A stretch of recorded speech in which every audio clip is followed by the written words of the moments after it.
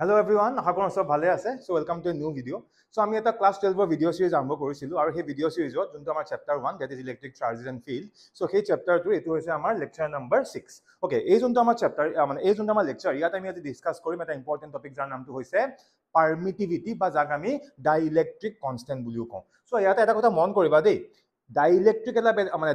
ডাইইলেক্ট্ৰিক এটা বেলেগ বস্তু আৰু ডাইইলেক্ট্ৰিক কনস্ট্যান্ট এটা বেলেগ বস্তু। এটা ডাইইলেক্ট্ৰিক কি এটো বস্তু মই অলৰেডি ডিসকাস কৰি থোৱা আছে। সো সেই ভিডিওটো লিংক মই দি দিম ডেসক্ৰিপশনত আৰু আজি আমি ডিসকাস কৰিম ডাইইলেক্ট্ৰিক কনস্ট্যান্ট মানে কি আৰু এই যোনটো ডাইইলেক্ট্ৰিক কনস্ট্যান্ট ইয়াক আমি ৰিলেটিভ পাৰমিটিভিটি বুলিও কওঁ আৰু সেই গোটেইখিনি কথা এই ভিডিওটোত মই ডিসকাশন কৰিম। এটা কোনোবা যদি ফাৰ্স্ট টাইম মোৰ ভিডিওটো চাই আছে তেনেহলে এই ভিডিওটো চোৱাৰ আগত মোৰ এই আগৰ যোনকিটা ভিডিও আছিল মানে আগৰ মোৰ যোনবিলাক ভিডিও আছিল যোনটো মই এটা পুৰা সিৰিজ ওয়ে দি দিছো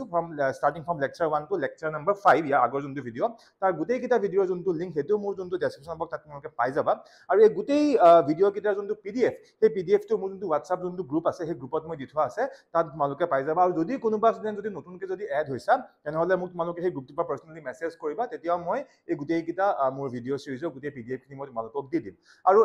ইন মানে ফিউচাৰো তোমালোকে ক্লাস 12 ত মোৰ গোটেইবিলাক চেপ্টাৰ তোমালোকৰ গোটেই ভিডিও বিলাক এই যোনটো মোৰ ইউটিউব চেনেল তাত তোমালোকে পাই যাবা সেই কাৰণে আই ৰিকুৱেষ্ট এভৰিওয়ান তোমালোকে এই চেনেলটো যিমান পৰা সাবস্ক্ৰাইব কৰি দিয়া বা তোমালোকৰ ফ্ৰেণ্ডৰ লগত বা জুনিয়ৰৰ লগত যিমান পৰা সোনকালে তোমালোকে এই বস্তুখিনি শেয়াৰ কৰি দিয়া আৰু অতি শীঘ্ৰে মই ক্লাস 11 ৰ কাৰণে যোনখিনি এবাৰ মেট্ৰিক পৰীক্ষা দিছে বা মেট্ৰিকৰ ৰিজাল্ট দিছে সো ক্লাস 11 ৰ কাৰণে মই এটা খুব সোনকালে মই এটা ভিডিও সিৰিজ আৰম্ভ কৰিম so stay tune and subscribe my YouTube channel and share this channel also okay আমি বেছি সময় নষ্ট নকৰো মই আমাৰ এতিয়া আজি টপিকটো লৈ আহিছো তোমালোকে ভালদৰে মন কৰিবা ওকে সো আজি আমাৰ টপিকটো হৈছে ষ্টাডি অফ পাৰমিটিভিটি হল এটা ফাৰ্স্ট আমি জানিব লাগিব যে পাৰমিটিভিটি মানে কি হয় এতিয়া লেখা আছে কি কয় আছে যে পাৰমিটিভিটি ইজ এ প্ৰপাৰ্টি এটা আমি যে পাৰমিটিভিটি বুলি যে কৈছো এই পাৰমিটিভিটি বোলা বস্তু আমি চকুৰে দেখা নাপাওঁ তো বলে কোনোবাই বলে সুধিছে যে পাৰমিটিভিটি হয় কি আমাক দেখুৱাই দিও এতি মই দেখুৱাব নোৱাৰো বিকজ পাৰমিটিভিটি হৈছে এটা প্ৰপাৰ্টি ক্লিয়াৰ হল এটা পাৰমিটিভিটি ইজ এ প্ৰপাৰ্টি কাৰ অফ দা মিডিয়াম কোনটো মিডিয়াম মই গোটেইখিনি এক্সপ্লেইন কৰিম permittivity is a property of the medium which determines the electrostatic force between the two charges situated in that medium যে permittivity হৈছে এটা property to কাৰ যে medium toৰ property কোনটো medium যে যোনটো mediumত আমি সেই electric charge দুটা আমি place কৰিছো এতি আমি সবে জানো যে electric charge যদি এটা particular জায়গাত থাকে সেই charge কিটাৰ মাজত আমি কি পাম এটা force পাম কি force electrostatic force এটা হে force to সেই medium to উপৰ ডিপেন্ড কৰি আছে আমি এটা কুলম্বস ল পঢ়িছিলো আজি কেইদিনমান আগত সো কুলম্বস ল পঢ়োতে তাত কৈছিলো যে সেই কনস্ট্যান্ট কে যোনটো কে কাৰণ ফোৰ্স উলিয়াবলে আমি সেই কনস্ট্যান্টটো আমি ইনক্লুড কৰিব লাগিব মানে সেই কনস্ট্যান্টটো দুটা ফ্যাক্টৰৰ ওপৰত ডিপেন্ড কৰিছিলে এটা আছিল ইউনিটটোৰ ওপৰত আৰু এটা কি কৈছিলো মই মিডিয়ামটোৰ ওপৰত এতিয়া আমি সেই কথাখিনি আমি ডিসকাস কৰিব গৈ আছো আৰু যেতিয়া মিডিয়ামৰ কথাটো আহিব আমি এই ওয়াৰ্ডটোৰ ওপৰত ফোকাস কৰিব লাগিব হেতু হৈছে পাৰমিটিভিটি সো বেসিক্যালি পাৰমিটিভিটি হৈছে এটা প্ৰপাৰ্টি আৰু এটো কাৰ প্ৰপাৰ্টি মিডিয়ামটোৰ প্ৰপাৰ্টি আৰু হেইটোৱে হি আলটিমেটলি কি ডিসাইড কৰি আছে যে দুটা চাৰ্জৰ মাজৰ যোনটো ইলেক্ট্ৰিক ফোৰ্স বা ইলেক্ট্ৰোষ্টেটিক ফোৰ্স সেই ফোৰ্সটো ডিটাৰমাইন কৰি আছে এটা কথাটো আমি এনেকৈ বুজি লওঁ আমি যে ঘৰৰ যে কেতিয়াবা যে ঘৰৰ যিবিলাক ইলেক্ট্ৰিক এপ্লায়েন্সেস আছে ধৰ এসি ৰেফ্ৰিজাৰেটৰ এইবিলাক যে আমি কিনিব যাওঁ ফ্ৰিজ আমি কিনিব যাওঁতে এটা ষ্টাৰ পাওঁ ন কিছুমান 2 ষ্টাৰ থাকে কিছুমান 3 ষ্টাৰ থাকে কিছুমান 5 ষ্টাৰ থাকে সো সেই ষ্টাৰ ৰেটিংটোৰ ওপৰত আমি গম পাওঁ যে ইকুইপমেন্টটো কিমান ভাল বা হেবোৰ বস্তু বাদ দে ধৰ আমি যে অনলাইন শ্বপিং কৰো যদি নহক মিন্ত্ৰা বা এইবিলাক যিবিলাক আমাৰ কিছুমান সাইট আছে বা এপ আছে সো তাতো আমি এটা বস্তু কিনাৰ আগতে আমি ৰেটিংটো চাওনে নাচাওঁ এটা সাধাৰণতে যদি 4.5 ত যদি ওপৰত ৰেটিং থাকে তেতিয়া আমি চিন্তা নকৰো আৰু মানে তাৰ বস্তুটো ভাল বা যদি ৰেটিংটো যদি 3 তলত গুছি আহে তেতিয়া আমি ৰেটটো কম হলো কিন্তু আমি সেই তেনেকুৱা কাপোৰ বা তেনেকুৱা বস্তু আমি কেতিয়াও চুজ নকৰো মানে সেই নাম্বাৰটো চাই যে কি 3.5 আউট অফ 5 কৈ আছো 3.5 4 4.5 4.8 এটা 4.8 হোৱা মানে বস্তুটো ভাল হল সো সেই ভ্যালুটোৰ ওপৰত আমি কি গম পাই আছো সেই অবজেক্টটোৰ আমি যোনটো কোৱালিটি আমি হেতু গম পাই আছো সো এক্স্যাক্টলি বেলেগ মিডিয়ামৰ কাৰণে এই পাৰমিটিভিটিৰ এটা ভ্যালু থাকে সেই ভ্যালুটোৰ পৰা আমি গম পাম যে ওকে এই মিডিয়ামত ফোর্সটো কিমান ভাল হ'ব কিমান বেয়া হ'ব সো মই জাস্ট কথাখিনি অকন বেলেগ ৱেট কৈছো খালি মই কনসেপ্টটো বুজিবৰ কাৰণে কৈছো সো বেসিক্যালি আমি এটো মনত ৰাখিম পাৰমিটিভিটি কি হৈছে এটা বেসিক্যালি এটা প্ৰপাৰ্টি হৈছে কাৰ এই মিডিয়ামটো হল এতিয়া আমি এই পাৰমিটিভিটি বুলি কওঁতে আমি দুটা টাইপৰ পাৰমিটিভিটিৰ লিংক থকা আমি দুটা ওয়াৰ্ড অলৰেডি পাইছো কি আছিল এটা হৈ গ'ল permittivity of free space or vacuum or air yes so' আজি আমি তাৰ ৰিলেটেড আৰু কিছুমান বস্তু পঢ়িম সেইকাৰণে মোৰ ছেকেণ্ড যোনটো মোৰ চাব হেডিং দি থোৱা আছে কি বুলি কোৱা হৈ আছে যে ৰিলেটিভ পাৰ্মিটিভিটি অৰ ইয়াকে আমি ডাইইলেক্ট্ৰিক কনষ্টেণ্ট বুলি কওঁ মানে আমি ডাইইলেক্ট্ৰিক কি আমি পঢ়িছিলোঁ আমাৰ যোনটো ফাৰ্ষ্ট এণ্ড ছেকেণ্ড ক্লাছ আছিলে তাত আমি অলৰেডি পঢ়িছোঁ যে ডাইইলেক্ট্ৰিক মানে কি চ' ডাইইলেক্ট্ৰিক আল্টিমেটলি কি দে আৰ ইনচুলেটাৰ্ছ কিন্তু আমি আজি পঢ়িম যে ডাইইলেক্ট্ৰিক নহয় ডাইইলেক্ট্ৰিক কনষ্টেণ্ট মানে কি আৰু ডাইইলেক্ট্ৰিক কনষ্টেণ্টৰ এটা আৰু নাম আছে কি বুলি কোৱা হয় ৰিলেটিভ পাৰ্মিটিভিটি বুলি কোৱা হয় আৰু ইয়াৰ চিম্বলটো আমি লগতে কৈ গৈছোঁ যে ডাইইলেক্ট্ৰিক কনষ্টেণ্টক আমি কেপিটেল কে দি ৰিপ্ৰেজেণ্ট কৰিম বা ইয়াক আমি ৰিলেটিভ পাৰ্মিটিভিটি বুলি ক'ব পাৰোঁ আৰু ৰিলেটিভ পাৰ্মিটিভিটি বুলি ক'লে তাক এপচাইলন আৰ দি ৰিপ্ৰেজেণ্ট কৰা হয় চ' দুইটা একেটা বস্তুৱেই এতিয়া আমি এই যোনটো ছেকেণ্ড পাৰ্ট ৰিলেটিভ পাৰ্মিটিভিটি বা ডাইইলেক্ট্ৰিক কনষ্টেণ্ট কি হয় আমি ইয়াত ধুনীয়াকৈ এক্সপ্লেইন কৰিম আৰু এণ্ডতহে মই তাৰ যোনটো ডেফিনেশ্যন মই লিখাই দিম এতিয়া কি লিখা আছে according to Coulomb's law the force between two stationary point charges q1 and q2 ধৰি লৈছো আমাৰ দুটা point charge আছে q1 and q2 placed in what vacuum বা free space placed in vacuum at a distance r from each other মানে এটা আমি simple setup লৈছো সো তেনেকুৱা এটা সেটআপৰ যোনটো ফোৰ্স সেই ফোৰ্সৰ এটো আমাৰ বেসিক ফৰ্মুলা আমি সবেই জানো আমি এসআই সিস্টেমত লৈছো হল so 1/4 pi epsilon not q1 q2 বাই কি r² ইয়াক মই দিছো ইকুৱেশ্যন নম্বৰ 1 আৰু আমি মিডিয়ামটো এটা কি লৈছো ভ্যাকুয়াম বা ফ্ৰী স্পেচ লৈছো সেই কাৰণে মন কৰ ইয়াত আমি কি লিখিছো f ভ্যাকুয়াম বুলি এটো আমি মেনশন কৰি দিছো আৰু ইয়াক দিলো মই কি ইকুৱেশ্যন নম্বৰ 1 আৰু ইয়াত এই যোনটো এপসাইলন নট কি বুজাই আছে এটো হৈ গল আমাৰ permittivity of free space or what or vacuum free space বা ভ্যাকুয়াম এখানে কাৰো ডাউট নাই এটো আমাৰ ইকুৱেশ্যন নম্বৰ 1 আমি পালো এতিয়া আমি তাৰ পিছৰ ক্যালকুলেশনটো কৰিম এটা কি কৈছো now when the same charges are placed in another medium ইয়াৰ আগত আমি মিডিয়ামটো কি লৈছিলো ভ্যাকুয়াম লৈছিলো বা ফ্ৰী স্পেচ লৈছিলো এতিয়া আমি সেম সিস্টেমটো লৈছো মানে সেম এমাউন্ট অফ চাৰ্জ আৰু দুইটা চাৰ্জৰ মাজৰ আমি সেপাৰেশনটো সেম লৈছো খালি এবাৰ কি কৰিলো এই গোটেই সিস্টেমটো আমি এটা বেলেগ এটা আমি মিডিয়ামত ৰাখি ললো মানে এতিয়া ভ্যাকুয়াম বা ফ্ৰী স্পেচ নহয় বেলেগ এটা আমি মিডিয়াম লৈছো এই মিডিয়ামটো কি লৈছো হেতু আমাৰ মানে মেইন পইণ্ট নহয় বাট মিডিয়ামটো বেলেগ কিবা এটা লৈছো হল যদি আমি সেম সিস্টেমটো বেলেগ এটা মিডিয়ামত ৰাখি দিও আৰু যত দুইটা চাৰ্জৰ মাজৰ সেপাৰেশনটো সেম থাকে তেতিয়া আমি ফোর্স কি হ'ব সেম হ'ব নে বেলেগ হ'ব এটা বহুতে ভাবিব পাৰে যে স্যাৰ চাৰ্জ কিটাটো সেম আছে আপুনি অকমান আগত আপুনি যেতিয়া ভ্যাকুয়ামত লৈছিলে তেতিয়াও চাৰ্জ q1 and q2 হল আৰু এতিয়াও কি লৈছে চাৰ্জ q1 and q2 ইয়াৰ আগৰ বাৰো দুইটাৰ মাজৰ সেপাৰেশন যিমান আছিল এতিয়াও দুইটাৰ মাজৰ সেপাৰেশনটো কি সেম আছে এতিয়া বহুতে ভাবিব ফোৰ্সটো সেম থাকিব answer is no force same নাথাকে কিয় মিডিয়ামটো চেঞ্জ হৈ গল তো মিডিয়াম চেঞ্জ হোৱা মানে কি হ'ব ফোৰ্স চেঞ্জ হ'ব এতিয়া সেই সেকেন্ড মিডিয়ামটোত আমি ফোৰ্সৰ ফৰ্মুলাটো আমি লিখিম এতিয়া সেকেন্ড মিডিয়ামৰ ক্ষেত্ৰত কি হ'ব এইকিটা ফৰ্মুলাটো সেম থাকিব q1 q2 থাকিবই ডিভাইডেড বাই r² থাকিব নেক্সট 1/4 পাই এখিনলৈকে সেম থাকিব 4 এটা কনস্ট্যান্ট পাই এটা কনস্ট্যান্ট খালি ইয়াত কোড চেঞ্জ আহি গল এই পাৰ্মিটিভিটি বোলা বস্তুটো আগৰটোত কি আছিল আগৰটোত এপসাইলন নট আছিল ইয়াত কি হৈ গল ইয়াত অনলি এপসাইলন হৈ গল মানে এই মিডিয়ামটো চেঞ্জ কৰাৰ লগে লগে ফোৰ্সৰ লিখা ষ্টাইলটো মই চেঞ্জ কৰি দিলো FMED লিখি দিলো এটো আকৌ মেডিকেল নহয় আকৌ দেই এটো হল মিডিয়াম কাৰণ আমি এতিয়া এটা বেলেগ মিডিয়াম লৈ আছো so f of that medium f med equals to 1/4 pi epsilon not epsilon not 1/4 pi epsilon q1 q2 by r² আৰু ইয়াক দিলো মই equation number 2 hall q1 q2 same as the previous one আৰু same খালি এবাৰ এই যোনটো symbol ইয়াক আমি এপসাইলন বুলি কম আৰু এটো হৈ গল আমাৰ কি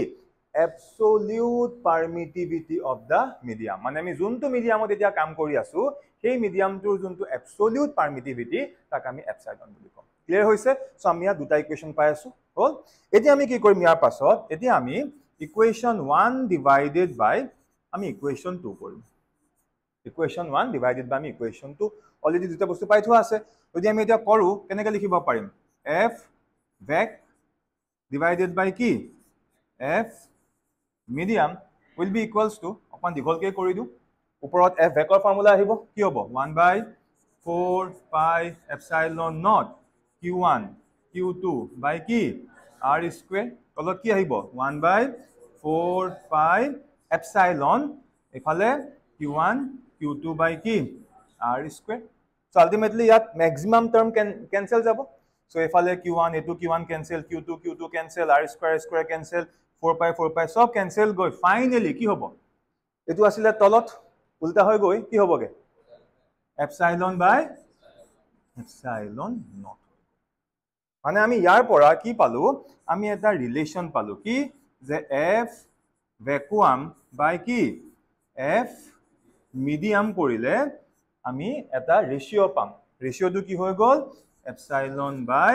epsilon naught সবৰে ক্লিয়াৰ হৈছে নে এই ৰেশিওটো আমি এটা ৰেশিও পালো হল এতিয়া এই যোনটো ৰেশিও আমি যে ৰেশিওটো যে পালো epsilon by epsilon naught so এই ৰেশিওটোকে আমি কি বুলি কম relative permittivity or dielectric constant that means আমি ইয়াক এনেকেও লিখিব পাৰো এখিনলৈকে এটো সেপাৰেট হৈ আছে so that means epsilon r বুলি ক'লে যাক আমি ক্যাপিটেল k বুলিও ক'ব পাৰো relative permittivity বা dielectric constant আৰু এটো ultimately a ratio so that means this equals to আমি কি বুলি ক'ব পাৰিম epsilon by epsilon naught clear হৈছে নে yes সবৰে ক্লিয়াৰ হৈছে এই ৰেশিওটোক আমি কি বুলি কম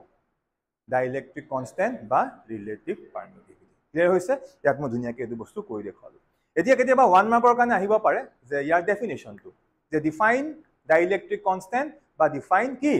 relative permittivity তেতিয়া আমি কেনেকৈ কৰিম যদি 1 মাৰ্কৰ কাৰণে আহে বিলা লিখাৰ কোনো প্ৰয়োজন নাই যদি 2 মাৰ্কছৰ কাৰণে আহে তেতিয়া আমি কৈ দেখালো কেনেকৈ আমি তাক আনিলো যদি 1 মাৰ্কৰ কাৰণে আহে ডাইৰেক্টলি আমি এই ডেফিনিশনটোত গুছি যাম Note number 1 point. Ki koha hoise the relative permittivity or what dielectric constant. The relative permittivity or dielectric constant of a medium may be defined as the what ratio. Eta ratio asile may be defined as the ratio of what ratio of the force between the two charges placed some distance apart in vacuum or free space mane f vac to the force between the same two charges when they are placed the same distance apart in the given medium. Yes, এটা বহুতে ভাবিব পাৰে সাৰে কিন্তু এই ৰেশিওটো এটো বুলিহে কৈছিলে আৰে ভাই এটো মানে এটো ইকুয়ালস টু আমি কি লিখিব পাৰিম f কি vac divided by কি f medium মানে আমি এটো পাইছো বাট এটো আমি পালো কেনেকে ভ্যাকুয়ামত থাকিলে যোনটো ফোর্স হ'ব তাৰ লগত মিডিয়ামত যোনটো ফোৰ্স হ'ব হেতু ৰেশিও উলিয়াওতেহে পালো সেই কাৰণে আমি ডেফিনিশনটো আমি এনেকে লিখিম ক্লিয়াৰ হৈছে কিন্তু আমি মুখস্থ কোনটো ৰাখিম এই গুটেই ফৰ্মটো আমি মনত ৰাখিম অকল এটোৱে নহয় কাৰণ বহুতে কি কৰি দিয়ে অকল একন মুখস্থ কৰি থৈ দিয়ে এটা প্ৰবলেমটো কোড হৈ যায় ইয়াৰ ডেফিনিশনটো আহিলে ঘপককে মাইন্ডৰ পৰা এই পাৰ্টটো আঁতৰি যায় সেই কাৰণে পুৰা হুবহু আমি এটো গুটেইটো মুখস্থ ৰাখিম হল ইয়াত মই এবাৰ লিখি দিয়া আছে আৰু ইজি হ'বৰ কাৰণে ইয়াতো মই মেনশন কৰি দিছো আকৌ এবাৰ কোনটো কি আছিল এপসাইলন r কি আৰ আছে নহ লগতে ক্লিক কৰিব লাগিব কি ৰিলেটিভ পাৰমিটিভিটি বা কি বুলি কোৱা হয় dielectric constant k then epsilon কি permittivity of a permittivity in a medium or absolute permittivity of the medium ইয়াক আমি মানে সাধাৰণতে ইয়াক এনেকে লিখিলে হল পাৰমিটিভিটি বুলি ক'লেও শুদ্ধ বা অ্যাবসলিউট বুলি ক'লেও শুদ্ধ ঠিক আছে আৰু এপসাইলন নট টু কি permittivity in free space or vacuum or air clear হৈছে সো এটো আসলে আমাৰ পাৰমিটিভিটি গুটে আইডিয়া এটা ক্লিয়াৰ হ'ল নে সবৰে এতিয়া কথাটো হ'ল যে আমি সব গম পাম কেনেকে কোনটো মিডিয়ামৰ পাৰমিটিভিটি কি হ'ল সেইখিনি ভ্যালু কোৱেশ্চনত দিয়া থাকিব সাপোজ এটা কোৱেশ্চন দিলে যে দুটা চাৰ্জ মই বলে কোট ৰাখিছো মই বলে বেলেগ এটা মিডিয়ামত ৰাখিছো হ'ল এতিয়া মোক সুধিছে সেই মিডিয়ামটোত ফোৰ্স কিমান তেতিয়া সেই কোৱেশ্চনটোত সেই মিডিয়ামটোৰ কাৰণে আমাক যোনটো ৰিলেটিভ পাৰমিটিভিটিৰ যোনটো ভ্যালু সেইটো আমাক দিয়া থাকিব আৰু তাৰ পৰা easily with the help of this formula আমি ইয়াৰ আনসাৰটো উলিয়াই দিব পাৰিম ক্লিয়াৰ হৈছে সো একো নাই আমি ইয়াৰ ওপৰত এটা কোৱেশ্চন কৰিম এতিয়া কোৱেশ্চনটো কৰিলে কনসেপ্টটো আৰু বেছি ক্লিয়াৰ হ'ব এখিনলৈকে সবৰে ঠিকে আছে কাবাৰ কিবা ডাউট নাই চাগে ওকে এটা নেক্সট দুটা টাস্ক মই দিছো মানে এটা ঘৰত কৰিব লাগিব try by your own so এটা হৈ গল এই যোনটো আমাৰ কে মানে কি ডাইলেক্ট্ৰিক কনস্ট্যান্ট বা ৰিলেটিভ পাৰমিটিভিটি ইয়াৰ আমি কি উলিয়াম এসআই ইউনিট কি বা সিজিএস ইউনিট এইবিলাক কেতিয়াবা 1 মাৰ্কছৰ কাৰণে সুধি দিয়ে আৰু লগতে ইয়াৰ ডাইমেনশনটো আমি উলিয়াম ইয়াৰ ডাইমেনশন কি কাৰণ যি কোনো বস্তু ডাইমেনশন থাকে হল তে কিছুমান কনস্ট্যান্ট থাকে যাৰ যোনটো ডাইমেনশন লেস সো হেবোৰৰ কোনো কথা নাই কিন্তু কিছুমানৰ ডাইমেনশন আছে সো ইয়াৰ কি আছে ইয়াৰ ডাইমেনশন আছে এটো কেতিয়াবা 1 মাৰ্কৰ কাৰণে সুধি দিব পাৰে সো এইকিটা কোৱেশ্চন নিজে অকমান ঘৰত ট্ৰাই কৰিব লাগিব হৈছে সো এতিয়া আমি নেক্সট গৈ আছো ইয়াৰ ওপৰত কিছুমান আমি নিউমেৰিকেল কৰিম হ'ব সো এতিয়া আমি এটা কুৱেশ্যনত আহিছোঁ হা the dielectric constant of water is 80. The dielectric constant of water is 80. What is its permittivity?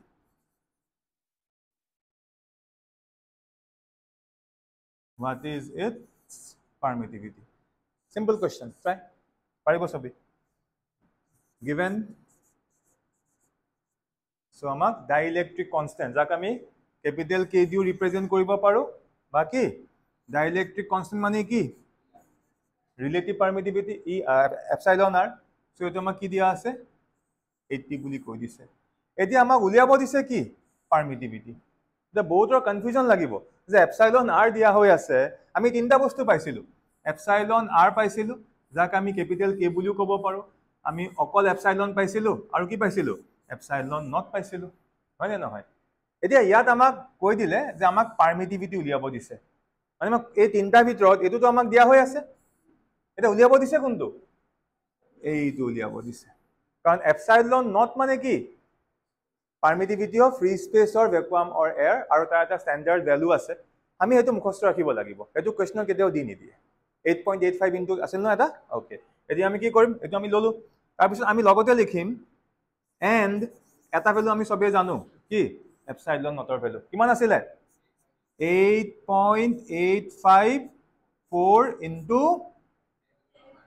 10 to the power minus কিমান আছিল